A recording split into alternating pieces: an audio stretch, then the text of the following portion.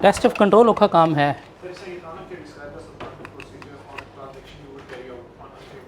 हाँ हाँ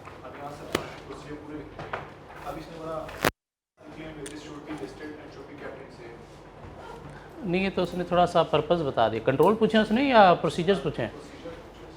substantive procedure पूछे, तो उसके साथ ये लिख दो कि इंश्योर कि अगर हमने इंश्योर करना है, mean it should ensure that unclaimed wages are properly recorded and secured. कैसे? By inquiry with the staff of the client. थोड़ा सा डिटेल साथ लिख दो कि कैसे आपने ये चीज़ चेक करनी है। जी कुछ चीज़ें हमने शायद चैप्टर 5 में भी छोड़ी हैं, कुछ चीज़ें शायद हमने चैप्टर 3 में भी छोड़ी हुई हैं।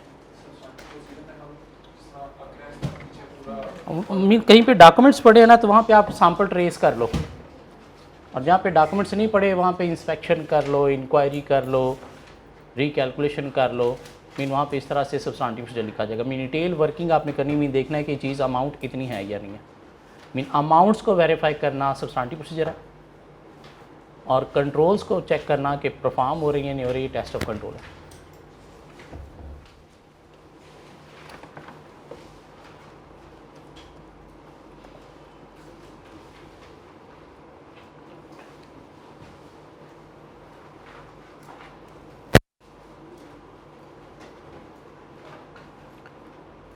चैप्टर 5 में आइएगा, एक टॉपिक हमने छोड़ा हुआ था। ऐसी बात है?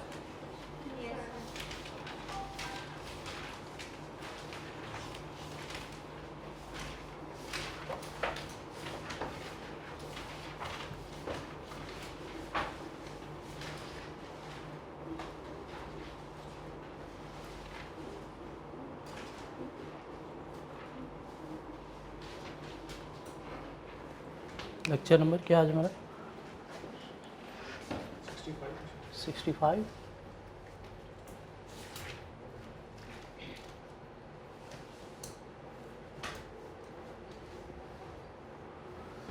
चैप्टर 5 में हमने एक टॉपिक पढ़ा था, system recording and evaluation techniques.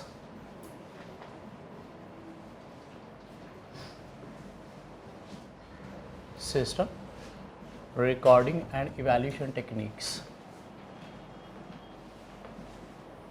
कुछ 4 तरह की टेक्निक्स हैं। एक था नैरेटिव नोट्स,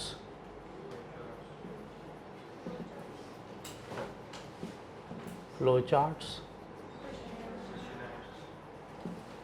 क्वेश्चनर।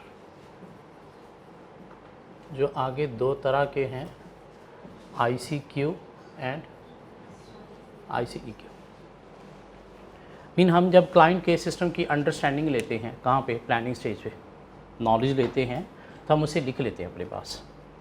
क्यों लिख लेते हैं? ताकि एक चीज़ का जब हमें पता चला है ये हम भूल ना जाएं, या कल को जब हमने प्रोसीजर उस चीज़ के ऊपर परफॉर्म करें तो हमें पता होना चाहिए सिस्टम क्या है, क्या ख्याल है। तो इसलिए हम जब सिस्टम का नॉलेज ले रहे होंगे प्लानिंग स्टेज पे, उसे लिख लेंगे। वो जो लिखी हुई चीज़ है पैराग्राफ में, नोट्स फॉर्म में, उसे क्या नाम देता है? Narrative notes.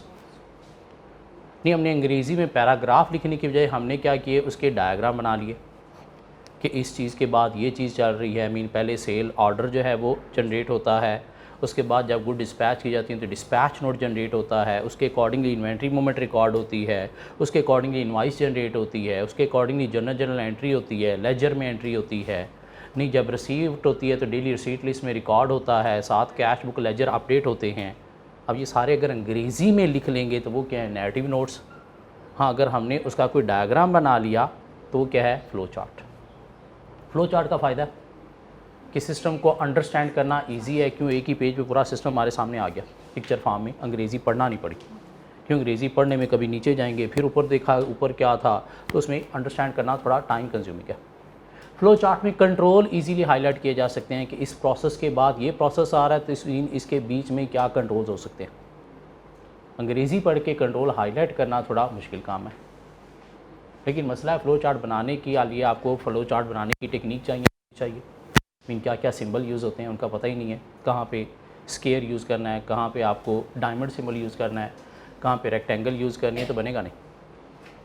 फ़्लो चार्ट का मसला है कि अगर सिस्टम में चेंजेस आ गई तो फ़्लो चार्ट पूरा का पूरा नए सिरे से बनाना पड़ेगा। नैरेटिव वो चेंजेस इजीली इनकॉर्पोरेट की जा सकती हैं। ये दोनों हैं सिस्टम रिकॉर्डिंग टेक्निक्स। ठीक हो गया। क्वेश्चनर क्या है? पेज के ऊपर कुछ क्वेश्चन लिख के क्लाइंट के स्टाफ को सर्कुलेट करना, जिनके येस नो में आंसर लेके कोई नॉलेज ले रहे हैं। ठीक है। क्वेश्चनर का मतलब क्या है? ये जो आपका फीडबैक कॉलेज लेता है, ये कैसे लेता है? क्वेश्चनियर के थ्रू। मीन डिफरेंट क्वेश्चन लिखे हुए हैं जिसके ऊपर आपने डिफरेंट कैटेगरीज को सर्कल करना है, या येस नो में आंसर देना है, जिसके थ्रू कॉलेज क्या कर रहा है? कोई उनको इन्फॉर्मेशन ले रहा है। तो एक ऑडिटर भी कुछ क्वेश्चनियर यूज़ करता है ड्यूरिंग ऑडिट। वो क्वेश्चनियर दो तरह के होते हैं। ICQ stands for internal control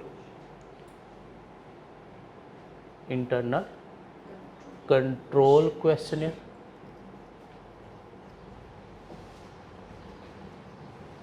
and internal control evaluation questionnaire. Internal control evaluation questionnaire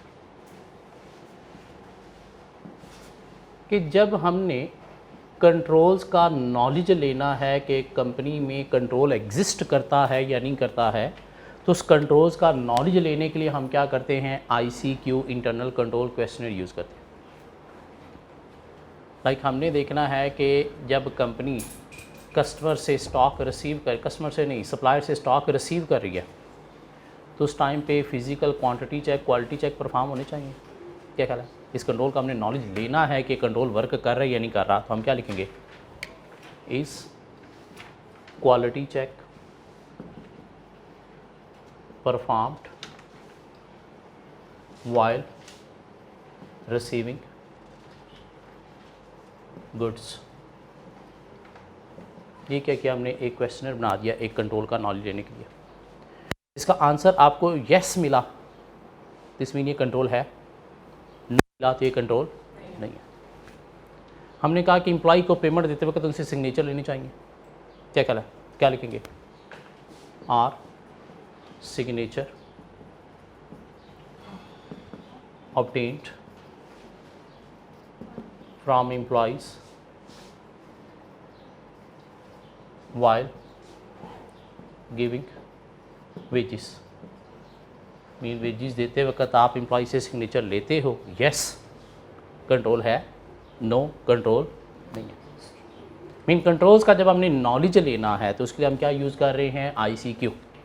cell system के कंट्रोल्स का नॉलेज लेना है तो इज़ आर के साथ स्ट्रेट फॉरवर्ड क्वेश्चन बनाएंगे, जिसमें येस का मतलब क्या है? कंट्रोल है, नो का मतलब क्या? कंट्रोल नहीं है।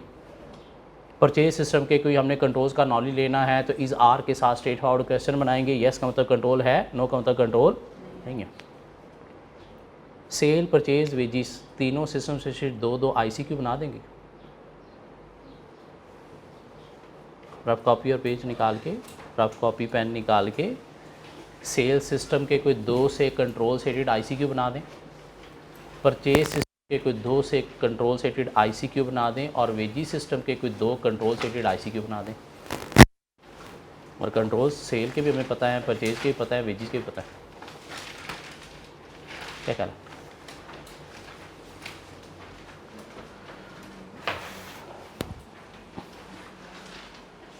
Is stock availability check performed while receiving order. किसका है? सेल का, परचेज का, वेजिस का? Is credit worthiness check perform while receiving order. क्या करें? Are dispatch note matched with order before sending to customer. तो 2 ICQ बना दो सेल के, कोई से 2 लिख दो हाथ से question.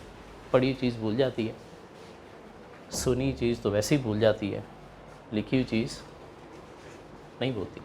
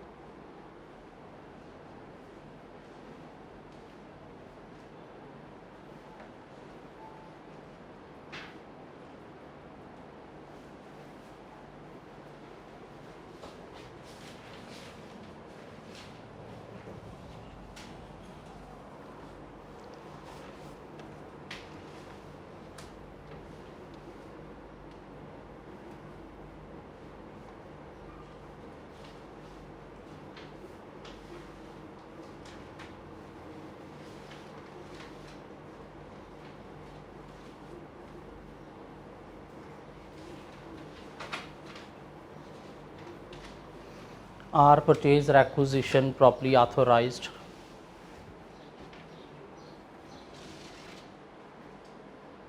Are arithmetic check performed on purchase invoices? और वेजिस के कोई से दो पकड़ लो. Is clock in out process properly supervised?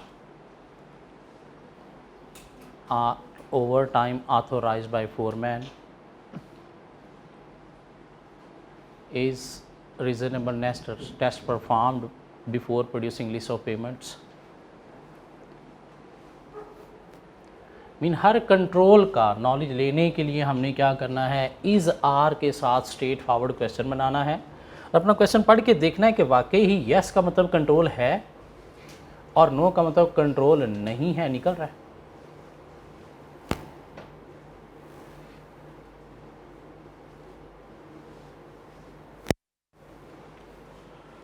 So ICQ की अगर हम बात करें तो इसमें जो यस है उसका मतलब क्या है, कंट्रोल एग्जिस्टेंस, और नो का मतलब क्या है, नो कंट्रोल एग्जिस्टेड. ठीक हो गया. ICQ के कुछ फ़ायदे हो सकते हैं. हम हर तरह के कंट्रोल का नॉलेज ले सकते हैं. क्या कह रहा है, और फ़ायदा क्या होगा, इससे ऑडिट प्लान डिफ़ाइन करना हमारे लिए इजी हो जाएगा. जो कंट्रोल एग्जिस्ट करते हैं उसकी हमने टेस्टिंग परफॉर्म करनी है, और जो एग्जिस्ट करते ही नहीं उसकी टेस्टिंग परफॉर्म भी नहीं करनी. कंट्रोल एग्जिस्ट करते हैं दिस मीन हमें सिस्टम बेस्ड अप्रोच पे जाना है. कंट्रोल अगर एग्जिस्ट करते ही नहीं तो फिर हमें सब्सटेंटिव अप्रोच पे जाना है. तो इससे ऑडिट प्लान हमारा जो है, ऑडिट प्रोग्राम जो है वो फैसिलिटेट होगा. लेकिन मसला भी है कि सिर्फ कंट्रोल है उसका पता चल रहा है, वो कंट्रोल अफेक्टिव है, स्ट्रॉन्ग है, क्या उसका पता चल रहा है, नहीं. क्या कह रहा है, कंपनी ने अगर उसकी जगह पे कोई और मिटिगेटिंग मीन कोई अल्टरनेटिव कंट्रोल लगाया हुआ है तो उसका भी पता नहीं चलेगा. क्यों, हम तो सिर्फ येस नो में आंसर ले रहे हैं. अगर नहीं है तो उसकी डिटेल नहीं मांग रहे. कि हमने पूछा क्लाइंट से कि क्या आप गुड रिसीव करते हो, क्या क्वालिटी चेक परफॉर्म करते हो, क्लाइंट का आंसर आया नहीं. तो हमने क्या कहा कि कंट्रोल वीक है ही नहीं. हो सकता है क्लाइंट ने क्या किया हो, हमारे ने अपने सप्लायर के साथ ये एग्री किया हो कि भाई क्वालिटी चेक तूने परफॉर्म करके फिर गुड्स मुझे डिलीवर करनी है, और अगर कभी क्वालिटी का इशू निकला तो मैंने तुझे पकड़ लेना है. और ये क्वालिटी चेक कहाँ पे परफॉर्म हो रहा है, सप्लायर के लेवल पे परफॉर्म हो रहा है. मीन गुड्स डिलीवर करने से पहले परफॉर्म हो रहा है. और अगर कंपनी ने कंट्रोल नहीं लगाया दिस मीन क्वालिटी इंश्योर तो हो रही है. क्या कह रहा है, लेकिन हमने क्लाइंट से पूछा क्या आप परफॉर्म करते हो, उसने कहा नहीं. तो हमने क्या कहा कि डिफेक्टिव यूनिट्स इसका मतलब आ रहे होंगे. जबकि इस जगह पे अल्टरनेटिव मिटिगेटिंग कंट्रोल क्या है, कंपनी ने लगाया है तो उसका नॉलेज नहीं मिल रहा. तो फ़ायदा है कि all type of control consider किए जा सकते हैं. फैसिलिटेट करेगा ये हमारे audit programme in audit plan को. लेकिन मसला है क्या कि कंट्रोल्स की अफेक्टिवनेस का पता नहीं चलता, सिर्फ एग्जिस्टेंस का पता चलता है. और mitigating control in case of no answer क्या है उनका नॉलेज हमें नहीं मिलेगा. ICEQ क्या है, internal control evaluation questionnaire. Mean इसके थ्रू हम क्या करते हैं, कंट्रोल्स का नॉलेज नहीं लेते, कंट्रोल्स की अफेक्टिवनेस का नॉलेज लेते हैं कि कंट्रोल अफेक्टिव है या नहीं है. कंट्रोल अफेक्टिव है या नहीं है, जिसमें हम क्या करते हैं, इज़ आर के साथ नहीं, कैन के साथ नेगेटिव सेंस में क्वेश्चन पूछते हैं. जिसमें यस का मतलब होता है कंट्रोल अफेक्टिव नहीं है, नो का मतलब होता है कंट्रोल अफेक्टिव है. क्या लिखेंगे, can goods received without quality check performed.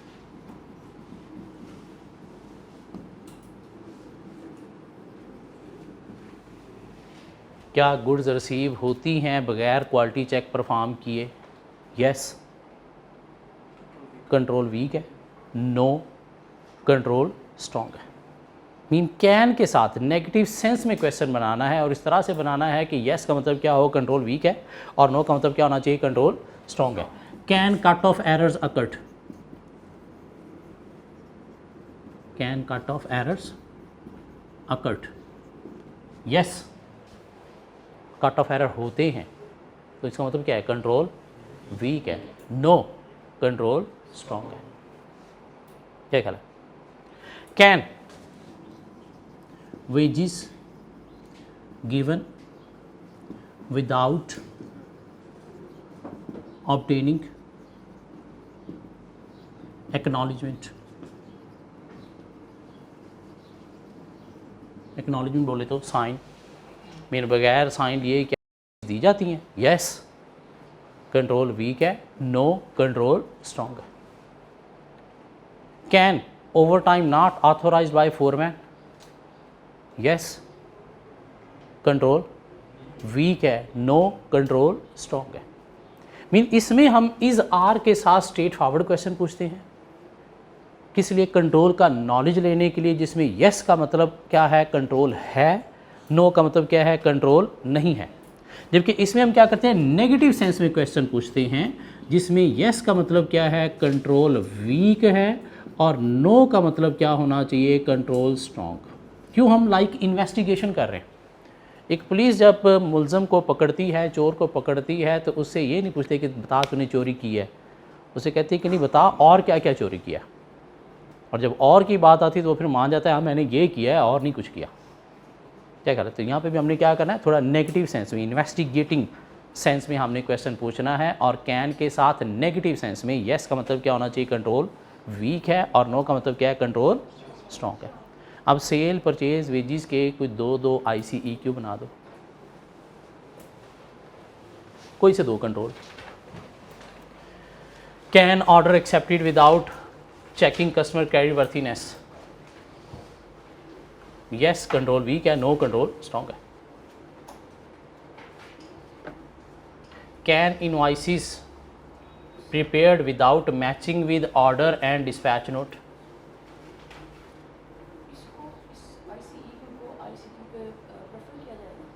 नहीं, इसमें कंट्रोल का नॉलेज मिलता है, लेकिन सिर्फ हमने कंट्रोल का नॉलेज नहीं, हमने देखना होता है कंट्रोल अफेक्टिव भी हैं या नहीं।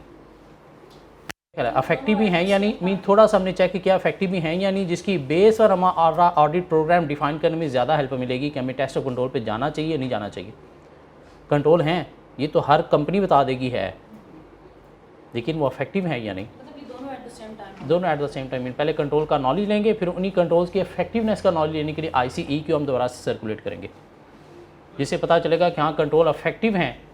तो अब हमें किस पे जाना है, सिस्टम बेस्ड अप्रोच पे जाना है। नहीं कंट्रोल अफेक्टिव नहीं है, यह है ही नहीं, फिर हमें सिस्टम बेस्ड अप्रोच पे नहीं, फिर हमें किस पे जाना है, सब्सटेंटिव अप्रोच पे जाना है। क्यों? कंट्रोल होना इनफ नहीं, उसका अफेक्टिव होना भी ज़रूरी है। हाँ यहाँ से कुछ थोड़ा सा इफेक्टिवनेस का आइडिया होगा, मेनली इफेक्टिवनेस का एविडेंस लेने के लिए हम क्या करेंगे, फिर बाद में टेस्ट ऑफ कंट्रोल परफॉर्म करेंगे। लेकिन अगर कंट्रोल है ही नहीं, फिर भी substantive approach, test of control पे नहीं जाना, नहीं है लेकिन वो इफेक्टिव नहीं निकला, तो फिर भी हमें किस पे जाना है, सब्सटेंटिव अप्रोच पे, मीन टेस्ट ऑफ कंट्रोल पे नहीं जाना। भाई जब है ही नहीं तो हमने क्या डिफाइन कर लिया कि हमें सिस्टम बेस्ड अप्रोच पे नहीं, सब्सटेंटिव अप्रोच पे जाना है, क्योंकि कंट्रोल है ही नहीं। कंट्रोल है, डिटेल वर्क करेंगे, टेस्ट ऑफ कंट्रोल नहीं करेंगे। हाँ तो डिटेल वर्क करेंगे ना, टेस्ट ऑफ कंट्रोल पे नहीं जाएंगे। मेरी हमारी ऑडिट अप्रोच डिफाइन करने में हेल्प मिल गई इसके थ्रू कि टेस्ट ऑफ कंट्रोल परफॉर्म करने चाहिए या नहीं करने चाहिए। कंट्रोल हैं तो फिर देखेंगे क्या वो इफेक्टिव भी हैं, अगर हैं फिर टेस्ट ऑफ कंट्रोल पे जाना है एविडेंस लेने के लिए कि वाकई इफेक्टिव है, और अगर इफेक्टिव नहीं है तो फिर भी टेस्ट ऑफ कंट्रोल पे नहीं जाना। क्यों? टाइम वेस्टिंग, हमें सब्सटेंटिव पे जाना चाहिए। मीन दोनों के थ्रू हमारा ऑडिट प्रोग्राम फैसिलिटेट होगा, मीन ऑडिट अप्रोच डिफाइन करने में हेल्प मिलेगी। तो 2 सेल सिस्टम के ICEQ, 2 परचेज के और 2 वेजिस के ICEQ लिखने हैं, और साथ वाले को चेक करवाना है, चेक करके वो देखे कि या यस का मतलब वाकई कंट्रोल वीक और नो का मतलब कंट्रोल स्ट्रॉन्ग निकल रहा है।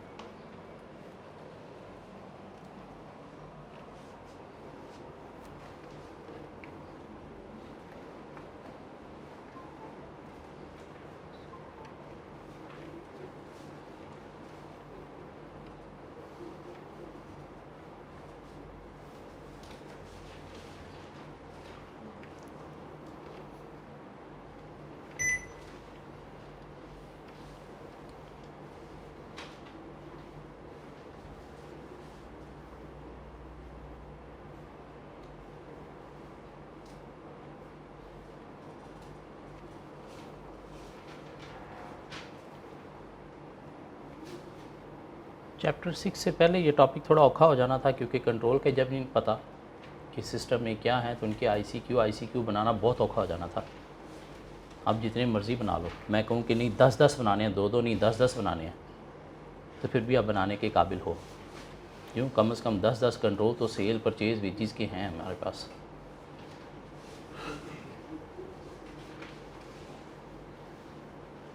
आईसीक्यू आईसीईक्यू है फजूल सा टॉपिक, तो नहीं बनता ऑडिट के अंदर इसका होने का, लेकिन है।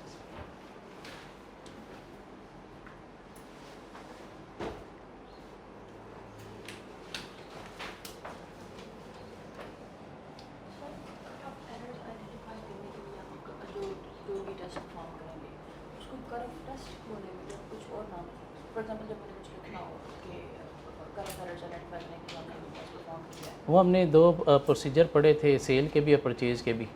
Trace a sample of note to invoice and ledger balances. कौन से नोट? तो ये हो गया टू आइडेंटिफाई कर एरर्स।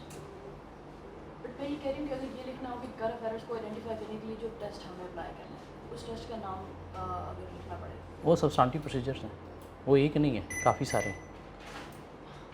ठीक हो गया? मीन कट ऑफ क्या है, एक मसला है। मीन नेक्स्ट ईयर की ट्रांजिशन करंट या करंट की नेक्स्ट में लिखी गई हैं, तो वेरीफाई करने के लिए सब्सटेंटिव प्रोसीजर डिफरेंट है। सेल के लिए डिफरेंट है थी, परचेज़ के लिए डिफरेंट है।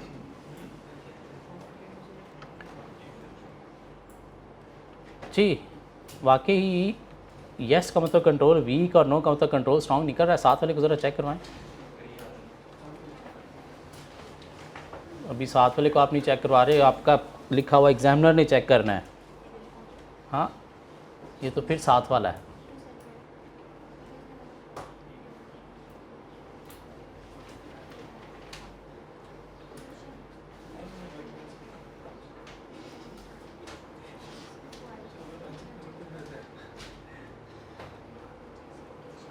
साथ वाले को पता चलेगा ना आप क्या गंद मारते हो पेपर में। या आपको पता चलेगा साथ वाला पेपर में क्या गंद मारता है।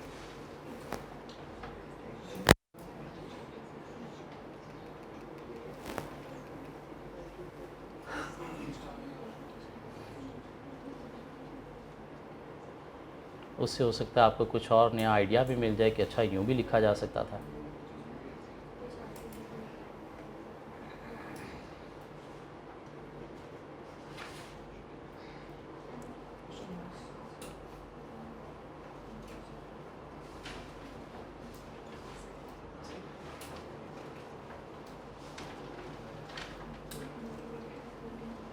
आईसीईक्यू के एडवांटेजेस क्या होंगे? आईसीईक्यू के एडवांटेजेस क्या होंगे? कंट्रोल की इफेक्टिवनेस का पता चलेगा, सिर्फ कंट्रोल का नहीं, मीन वो कंट्रोल स्ट्रॉन्ग है या नहीं। इससे ऑडिट प्रोग्राम को फैसिलिटेट करने में हेल्प मिलेगी, देख लो बेटर वे में हेल्प मिलेगी एज़ कम्पेयर टू आईसीक्यू। लेकिन मसला क्या मसला? क्वेश्चन बनाना जो है वो केयरफुली ड्राफ्ट करना पड़ता है। क्यों? ज़रा सा आपने पॉजिटिव सेंस में क्वेश्चन बना दिया तो क्या बन जाएगा? आईसीक्यू बन जाएगा, आईसीईक्यू नहीं रहेगा। क्या ख्याल है? तो ये औखा काम है बनाना। एग्जामिनर अगर कोई एडवांटेज 2-3 नंबर के लिए पूछ रहे हैं, इनके तो लिखे जा सकते हैं। क्या ख्याल है? चैप्टर 5 के एंड पे एक छोटा सा टॉपिक है, checking the accuracy of previous years ICQ. Mean एक दफ़ा अगर आपने आईसीक्यू एक साल में परफॉर्म किए हैं, कंट्रोल का नॉलेज ले लिया है, तो उन्हीं आईसीक्यू को आप नेक्स्ट ईयर में भी एज़ इट इज़ यूज़ करके कंट्रोल का नॉलेज ले सकते हो। क्या कहला है? लेकिन थोड़ा सा देखना है क्या वाकई ही वो प्रीवियस आईसीक्यू ठीक है या नहीं। तो उसके लिए मैनेजमेंट से कुछ आपने इंक्वायरी करनी है। मीन 1-2 कंट्रोल जो आईसीक्यू के थ्रू आपको पिछले साल पता चले थे, अब उनसे 1-2 की इंक्वायरी कर लेनी है कि वाकई ही वैसी बात है, मीन वैसे ही हैं सब कुछ। 1-2 डॉक्यूमेंट की इंस्पेक्शन कर लेनी है। और बेशक आपने एक दफ़ा क्लाइंट का ऑडिट किया, क्लाइंट में सब कुछ अच्छा निकला, नेक्स्ट ईयर का ऑडिट करने से पहले फिर भी आपको क्या करना है? कंट्रोल्स की इवैल्यूएशन करनी है। और कंट्रोल्स की इवैल्यूएशन कैसे की जाती है? Through walk through test. What is walk through test? These are test to verify system work as recorded और नॉट, मीन जैसे रिकॉर्ड किया गया था वैसे वर्क कर रही है नहीं कर रहा। सो एक साल के ICQ दूसरे साल में कंट्रोल का नॉलेज लेने के लिए यूज़ किए जा सकते हैं, मीन दोबारा से परफॉर्म करने की ज़रूरत नहीं है। क्या कह रहा है, एक दफ़ा एक साल में अगर कंट्रोल का नॉलेज ICQ के थ्रू ले लिया है तो अगले साल दोबारा लेने की ज़रूरत नहीं है, लेकिन आपने चेक करना है कि प्रीवियस ईयर के ICQ वैलिड हैं या नहीं। तो उसके लिए कोई 1-2 कंट्रोल की अमेंडमेंट से इंक्वायरी करनी है, 1-2 डॉक्यूमेंट्स की इंस्पेक्शन करनी है, लेकिन इवैल्यूएशन के लिए फिर भी हमें क्या करना है, ICEQ नहीं तो वॉक थ्रू टेस्ट फिर भी परफॉर्म करना है, मीन 1-1, 2-2 ट्रांजेक्शन हर एरिया की टेस्ट करके फिर हमने देखना है कंट्रोल स्ट्रॉन्ग है तो सिस्टम बेस्ड अप्रोच पे चलना है, वीक है तो सब्सटेंटिव अप्रोच पे चलना है। ये अब हमारा ये चैप्टर 5 हो गया कंप्लीट। अब चैप्टर 3 में एक टॉपिक छोड़ा हुआ था आप लोगों ने, मैंने नहीं, आप लोगों ने। डिफरेंट टेक्निक्स हैं ये रिकॉर्डिंग के लिए, सिस्टम का नॉलेज जो ले रहे हैं उसे रिकॉर्ड करने के लिए।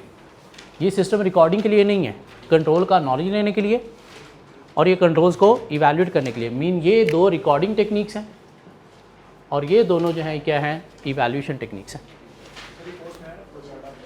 फ्लो चार्ट सिलेबस में है, सिलेबस में है flow chart.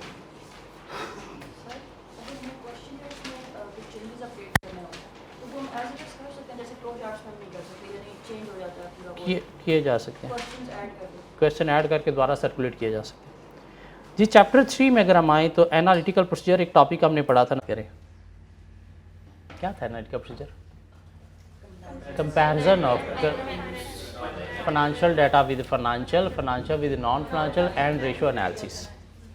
Analytical procedure perform होते हैं ड्यूरिंग ऑडिट के 3 स्टेजेस पे।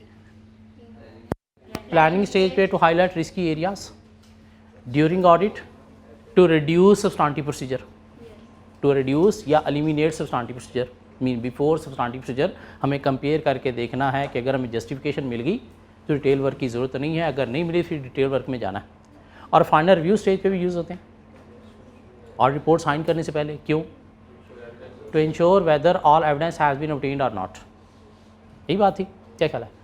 उसमें एक टॉपिक था कि analytical procedure as a substantive procedure use होते हैं तो कैसे यूज़ करने हैं। Analytical procedure as a substantive procedure use होते हैं तो कैसे यूज़ करने हैं। ऑडिट प्रोसीजर्स की बात करें, कितनी टाइप के हैं ऑडिट प्रोसीजर? 3 तरह के। एक रिस्क असेसमेंट प्रोसीजर, एक टेस्ट ऑफ कंट्रोल और एक substantive procedure. Audit procedure mainly 3 तरह के हैं, रिस्क असेसमेंट, एनालिटिकल और सब्सटेंटिव प्रोसीजर। रिस्क असेसमेंट हम अप्लाई करते हैं एट प्लानिंग स्टेज, किस लिए? To identify risk of material misstatement. Test of control हम परफॉर्म करते हैं ड्यूरिंग ऑडिट, किस लिए? To take evidence of control, ये कंट्रोल प्रॉपर्ली वर्क कर रही नहीं कर रही उसका एविडेंस लेना है। सब्सटेंटिव प्रोसीजर हम यूज़ करते हैं ड्यूरिंग ऑडिट, किस लिए? To verify financial statement assertions. Substantive procedure क्यों परफॉर्म किए जाते हैं? To verify financial statement assertions, या these are test on transactions and account balances. Transaction बोले तो income statement item, account balances बोले तो balance sheet item. To verify accuracy, validity and completeness. और ये एक्यूरेसी, वैलिडिटी मीन अकरेंस और completeness ये हैं क्या? असर्शंस। इन सब्सटेंटिव प्रोसीजर परफॉर्म करने का मेन मकसद क्या है? To verify financial statement assertions.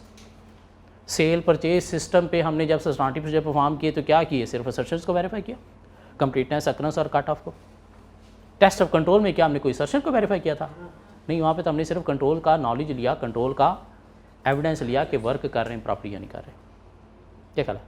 कुछ प्रोसीजर ऑडिटर ऑडिट एक्सेप्ट करने से पहले भी परफॉर्म करता है, अपनी क्वालिफिकेशन को देख रहा है, अपने स्टाफ की कंपिटेंस को देख रहा है, प्रोफेशनल क्लियरेंस ऑब्टेन कर रहा है, क्लाइंट की इंटेग्रिटी देख रहा है, स्कोप लिमिटेशन देख रहा है। ये ऑडिट प्रोसीजर नहीं है, इन्हें नाम देता है प्रिलिमिनरी प्रोसीजर्स। प्रोसीजर्स हैं, ऑडिट प्रोसीजर्स नहीं है। ऑडिट प्रोसीजर 3 ही हैं, risk assessment procedure, test of control, substantive procedure. हाँ, ये परफॉर्म करने के लिए हम जो एक्शन परफॉर्म करते हैं वो 7 तरह के हैं। इंस्पेक्शन है, फिजिकल इंस्पेक्शन है, ऑब्जर्वेशन है, इंक्वायरी है, कन्फर्मेशन है, रीकैलकुलेशन है, रीपरफॉर्मेंस है, या फिर agree comparison mean analytical procedure है? क्या कह रहा? तो सब्सटेंटिव प्रोसीजर परफॉर्म करने का मेन मकसद क्या है? To verify financial statement assertion. और एनालिटिकल प्रोसीजर भी as a substantive procedure use होते हैं। एनालिटिकल प्रोसीजर भी as a substantive procedure use होते हैं। एनालिटिकल प्रोसीजर का मतलब क्या है? कंपेयर करना है एक फिगर को दूसरी फिगर के साथ, एक डाटा को दूसरे डाटा के साथ, देखने के लिए कि फिगर यहाँ पे है तो क्या वहाँ पे भी इतनी है। ये क्या है? एनालिटिकल प्रोसीजर है।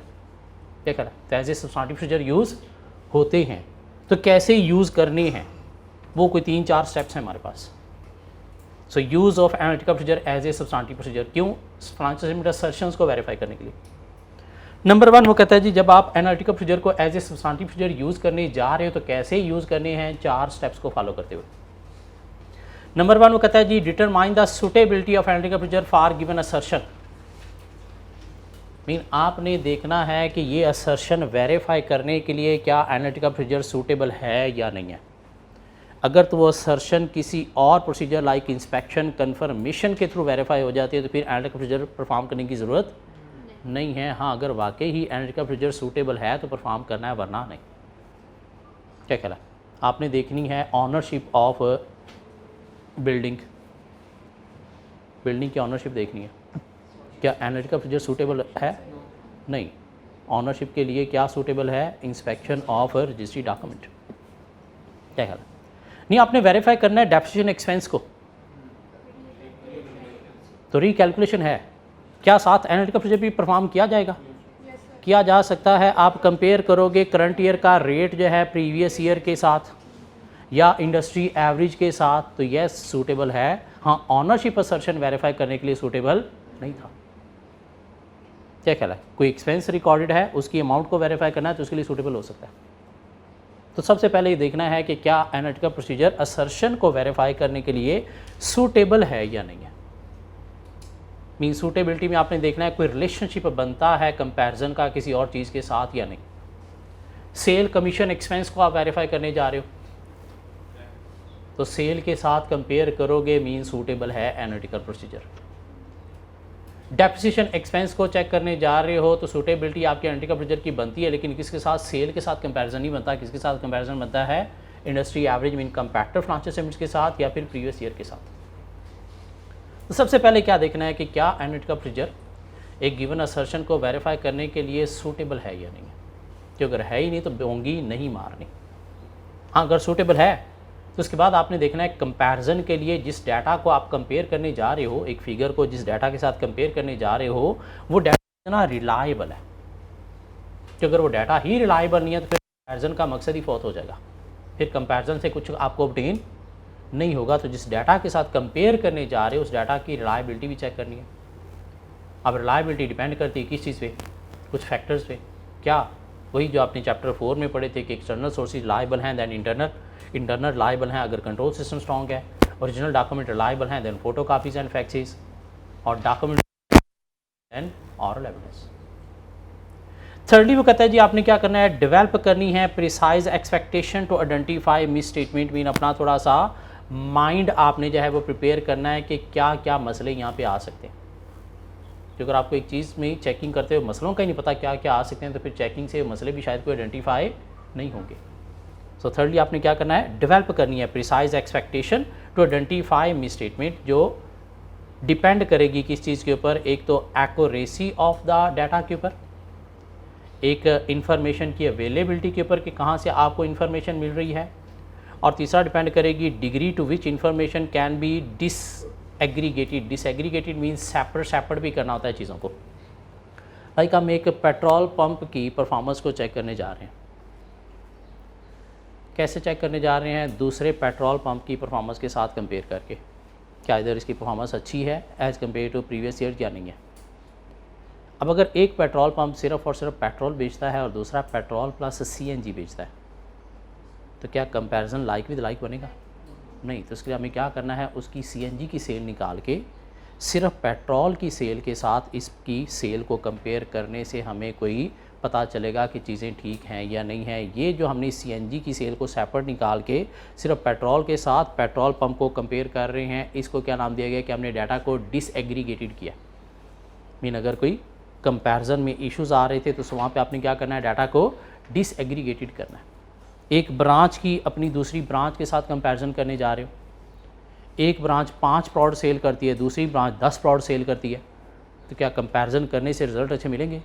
नहीं। तो आपने क्या करना है, उसकी जो एक्स्ट्रा 5 प्रोडक्ट्स हैं उनकी सेल को सेपरेट निकाल के बाकी 5 का जो डाटा है उसको इस ब्रांच के साथ कंपेयर करोगे। ये क्या हो गया, डिसएग्रीगेटेड डाटा के साथ कंपेयर करने से आपको पता चलेगा कि वाकई ही मिस स्टेटमेंट का क्या चांस हो सकता है। सो नंबर 1 आपने देखना है जी एनालिटिकल प्रोसीजर सूटेबल हैं या नहीं है असर्शन को वेरीफाई करने के लिए। मीन किसी और प्रोसीजर्स के थ्रू अगर असर्शन वेरीफाई हो सकती है तो फिर ज़रूरत नहीं है। हाँ, अगर सूटेबल हैं तो फिर आपने कंपैरिजन के लिए जो डाटा जिसके साथ कंपेयर कर रहे हो उसकी आपने क्या देखनी है, रिलायबिलिटी देखनी है। नंबर 3 वो कहता है जी आपने क्या करना है, एक्सपेक्टेशन जो है वो डेवलप करनी है टू आइडेंटिफाई मिस स्टेटमेंट, जो डिपेंड करेगी किस चीज़ पे, एक तो डाटा की एक्यूरेसी पे, दूसरा अवेलेबिलिटी ऑफ इंफॉर्मेशन मीन कहाँ से अवेलेबल हो सकती है, और तीसरा डिपेंड करेगी किस चीज़ पे, डिसएग्रीगेशन ऑफ डाटा पे। नंबर 4 कहता है जी डिटरमाइन एक्सेप्टेबल डिफरेंसेस, मीन आपने माइंड के अंदर थोड़े से मिस स्टेटमेंट या डिफरेंसेस जो हैं वो पहले से बनाने भी हैं, क्या इतना कोई मसला तो आ सकता है। Tolerable miss statement, tolerable rate of division हमने पढ़ा था कहीं पे। ये नंबर 4 वही है कि आपने जो है वो अपना माइंड भी पहले से प्रिपेयर करना है कि कितने को मसले आ सकते हैं। मीन अगर मैं कंपैरिजन करूँगा तो 100% एक्यूरेसी तो नहीं होगी, थोड़े बहुत डिफरेंसेस आएंगे, वो कितने को आ सकते हैं तो आपने क्या करना है, डिटरमाइन करना है, जो डिपेंड करेगा किस चीज़ पे, मटीरियलिटी पे भी। क्यों, tolerable rate of deviation materiality के साथ लिंक करता है, रिस्क असेसमेंट पे भी, और लेवल ऑफ अश्योरेंस पे भी। Mean very high level assurance देनी है तो आपका टॉलरेंस लेवल कम होगा, लो लेवल अश्योरेंस देनी है तो टॉलरेंस लेवल हाई होगा। अकाउंट बैलेंस बहुत मटीरियल है तो टॉलरेंस लेवल कम होगा, इमटीरियल है तो टॉलरेंस लेवल ज़्यादा होगा। रिस्क असेसमेंट, बहुत ज़्यादा रिस्की एरियाज़ आपने हाईलाइट किए तो टॉलरेंस लेवल क्या होगा आपका, लो होगा। नहीं, इतने रिस्की एरियाज़ हाईलाइट नहीं होते, टॉलरेंस लेवल क्या होगा, हाई होगा। तो नंबर 1 आपने देखना है कि सूटेबल है यानी एनालिटिकल प्रोसीजर परफॉर्म करना फॉर गिवन असर्शन। नंबर 2 आपने देखना है डाटा रिलायबल रेलेवेंट क्वालिटी है या नहीं है। नंबर 3 आपने डेवलप करनी है क्या expectation to identify misstatement. और नंबर 4 आपने डिटरमाइन करना है एक्सेप्टेबल डिफरेंस, मीन कितना को डिफरेंस आप एक्सेप्ट करोगे। अब वो कहता है कि अगर आपने एनालिटिकल प्रोसीजर परफॉर्म किए और रिजल्ट में डिफरेंसेस नज़र आए तो आपने क्या करना है, मैनेजमेंट से इंक्वायरी करनी है डिफरेंस की। नंबर 1 मैनेजमेंट से इंक्वायरी करनी है डिफरेंस। नंबर 2 आपने क्या करना है, अदर एविडेंस के साथ जो है वो corroborate करना है। अदर एविडेंस के साथ corroborate करना मीन कुछ और डॉक्यूमेंट के साथ आपने मैचिंग करनी है, या इस चीज़ को वेरीफाई किया है आपने एनालिटिकल प्रोसीजर के बजाय किसी और प्रोसीजर के थ्रू, तो देखना है वहाँ से क्या एविडेंस मिला है, एनालिटिकल प्रोसीजर के साथ वो मिलता जुलता है या नहीं है। corroborate बोलते हैं सपोर्टिंग को, मीन सपोर्ट करना है अदर एविडेंस के साथ।